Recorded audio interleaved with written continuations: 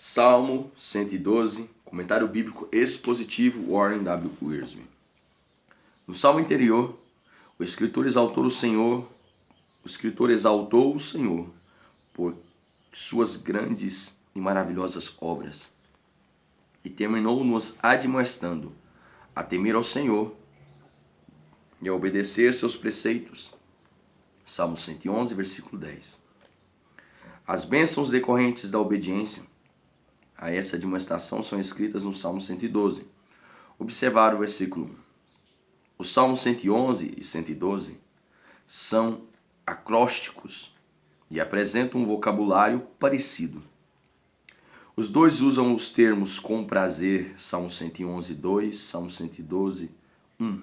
Justiça, Salmo 111, 3, Salmo 112, 3, 4, 6, 9. Estável, bem firmado, Salmo 111, 8, Salmo 112, 8. Benigno e misericordioso, Salmo 114, 4, Salmo 112, 4. Fiéis, justos, Salmo 111, 7 e Salmo 112, 5. Os dois salmos devem ser lidos dentro do contexto da aliança de Deus com Israel, na qual ele promete abençoar seu povo se o temer e obedecer à sua palavra. Levíticos 26, do 1 ao 13, e Deuteronômio 28, do 1 ao 14. O texto não faz menção alguma da presença de uma esposa e mãe nesse lar, mas, sem dúvida, a esposa de um homem com um caráter tão piedoso era semelhante àquela descrita em Provérbios capítulo 31. Não devemos tomar este salmo como base para concluir que todos os cristãos terão, automaticamente, saúde, riquezas, sucesso e felicidade se obedecerem ao Senhor. Pois não se trata de uma promessa da nova aliança. Aliás, o justo descrito neste salmo passava por momentos de trevas, versículo 4. Recebia notícias ruins de vez em quando, versículo 7. Tinha inimigos, versículo 8, 10. E precisava refletir sobre a justiça de suas decisões, versículo 5. Nós, que vivemos sobre a nova aliança, temos em Jesus Cristo todas as bênçãos espirituais que precisamos. Efésios 1, 3, 2 Pedro 1, 3, 4. E temos a promessa de que nosso Deus suprirá todas as nossas necessidades. Filipenses 4, 19. Os atributos de Deus apresentados no Salmo 111 passam a ser qualidades do caráter daquele que é justo e temente a Deus, no Salmo 112. Pois se tornar cada vez mais semelhante a Jesus Cristo é a maior recompensa possível para uma vida fiel de obediência. Romanos 8, 29, 2 Coríntios 3, 18. Queremos mais do que bênçãos, queremos aquele que concede as bênçãos. O salmista descreve a pessoa justa e fiel dentro do contexto de diversos relacionamentos. Primeiro, nosso relacionamento com o Senhor. Salmo 112, versículo 1. O salmista escreve sobre o receio de receber más notícias, versículo 7. E o medo do inimigo, versículo 8. Porém, o mais essencial é o temor do Senhor. Esse versículo nos remete ao Salmo 111, versículo 10. Pois se tememos a Deus, não precisamos ter medo de coisa alguma.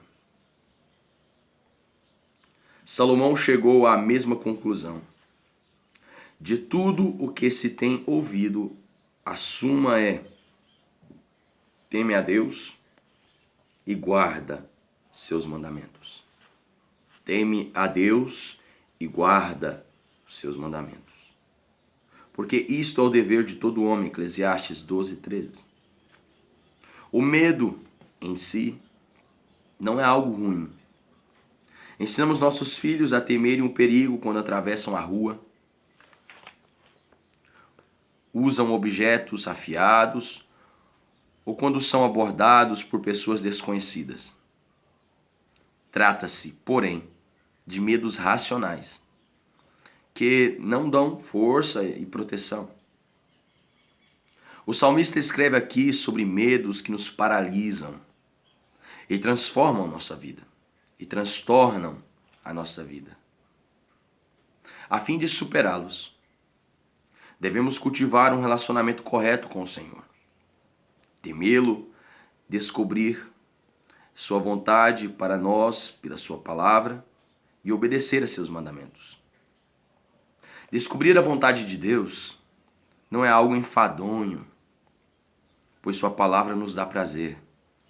Salmo 1, 2, Salmo 119, 16, 35, 47, 48, versículo 70, versículo 97 e versículo 143 do Salmo 119. O temor e o prazer podem conviver no mesmo coração, pois são unidos pelo amor.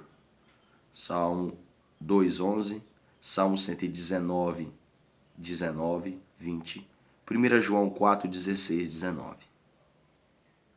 Pelo fato de amarmos ao Senhor, seus mandamentos não são penosos. 1 João 5, 3. A pessoa descrita neste salmo louva ao Senhor em adoração e o reverencia. Sente prazer em ter comunhão com Ele e procura lhe obedecer. Esse tipo de pessoa traz bênçãos para toda a família. Salmo 34, do 8 ao 14. Salmo 37, 25. Salmo 127, do 3 ao 5. Salmo 128, versículo 3.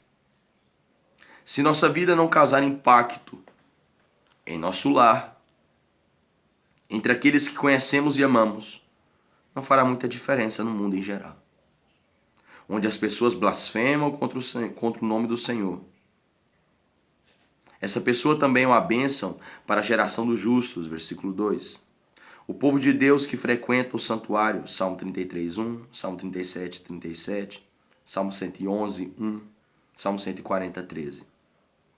Em momento algum, as Escrituras falam de um cristão isolado que ignora o restante do corpo de Cristo. Todos precisam um dos outros, e a adoração em conjunto pode realizar muito mais do que se é capaz de fazer sozinhos.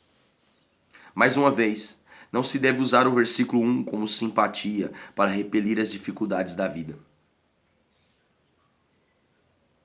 Pois Jó possuía as qualidades relacionadas nesse versículo. Jó, capítulo 1, versículo 8. E, ainda assim, passou por sofrimentos terríveis. Esse tipo de caráter piedoso não nos protege da dor e das tribulações, mas permite que usemos provações para glorificar a Deus e para crescer na graça. 1 Pedro 3, 13 e 17, 1 Pedro 4, 12 e 19, 1 Pedro 5, 10. Segundo, nosso relacionamento com as riquezas materiais. Salmo 112, do 3 ao 5, 9.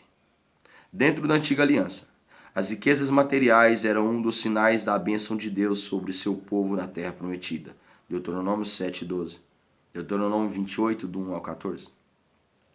Isso explica porque os apóstolos ficaram chocados quando Jesus disse que era difícil para os ricos entrar no reino de Deus. Mateus 19, do 16 ao 30. Se os ricos não poderiam ser salvos, quem poderia? Para os 3 amigos de Jó, o fato de Jó ter perdido tudo era prova de que Deus o estava castigando por seus pecados. Era uma lógica distorcida, mas ainda assim se apegavam a ela com unhas e dentes. A pessoa descrita neste salmo era justa diante do Senhor. Versículo 3, 4, 6, 9. E não obteve sua riqueza de maneira indevida. Era generosa no uso dos bens que o Senhor havia lhe dado, dividindo-os com os pobres e emprestando de bom grado, sem cobrar juros. Deuteronômio 23, 19 e 20. Sem dúvida, não era avarento nem cobiçoso e obedecia à admoestação do Senhor de cuidar dos pobres e necessitados. Êxodo 23, 11, Levítico 25, do 35 ao 38, Deuteronômio 15, 7, 11. ao citar o versículo 9, em 2 Coríntios 9:9, o apóstolo Paulo usa essa pessoa como exemplo a ser seguido pelos cristãos de hoje. Ver Provérbios 11:24. O termo poder, no versículo 9, aparece no original como chifre, um símbolo de poder e dignidade. Salmo 75, 5. Salmo 132, 17. Lucas 1, 69. Por causa da generosidade desse homem, o Senhor permitiu que fosse exaltado diante de seus semelhantes. Ao ver a fé desse homem no Senhor e seu amor pelos necessitados, é impossível não pensar em Mateus 6:33. Terceiro, nosso relacionamento com as circunstâncias. Salmo 112, versículos 6 a 8. Um coração que crê é um coração firme, que não é facilmente abalado por notícias ruins ou circunstâncias desfavoráveis. A pessoa descrita aqui estava certa de que o Senhor era capaz de lidar com qualquer problema que surgisse. Uma pessoa de mente doble não tem estabilidade alguma. Salmo 119, 113, Tiago 1:8, Tiago 4:8. E, portanto, não é capaz de enfrentar as exigências da vida. Salmo 57:7, Salmo 108:1 e Isaías 26:3. Os cristãos que têm coração confiante e consciência limpa não precisam temer quando recebem notícias desagradáveis, pois sabem que o Senhor está no controle de tudo. Quando se veem cercados pelas trevas, esperam que o Senhor envie sua luz, versículo 4. Pois o que deu forças a José durante os 13 anos de espera e de sofrimento no Egito, pois foi isso que deu força a José durante seus 13 anos preso, esperando. Espera pelo Senhor, tem bom ânimo e fortifique-se o teu coração. Espera, pois, pelo Senhor. Salmo 27:14. Quarto, nosso relacionamento com os perversos. Salmo 112:10. Deus recompensa os justos naquilo em que se comprazem, versículo 1. Mas ignora os desejos dos perversos, versículo 10. Salmo 35:16. Salmo 37:12. Aqueles que caminham com o Senhor e têm uma vida de piedade são alvos do ódio e da oposição dos perversos, pois as boas obras dos justos são como luzes que revelam o mal no mundo. Mateus 5:14 ao 16, Mateus capítulo 5, do versículo 14 ao 16, Efésios 5, do versículo 1 ao 14. O fato de os perversos se oporem aos justos é um bom sinal, pois indica que os justos estão vivendo como devem. O testemunho de uma vida dedicada é uma luz em meio às trevas deste mundo. Depois de verem e de ouvirem o testemunho dos justos, os perversos não terão justificativa alguma quando estiverem diante do Senhor no juízo final. João capítulo 15, versículo 22.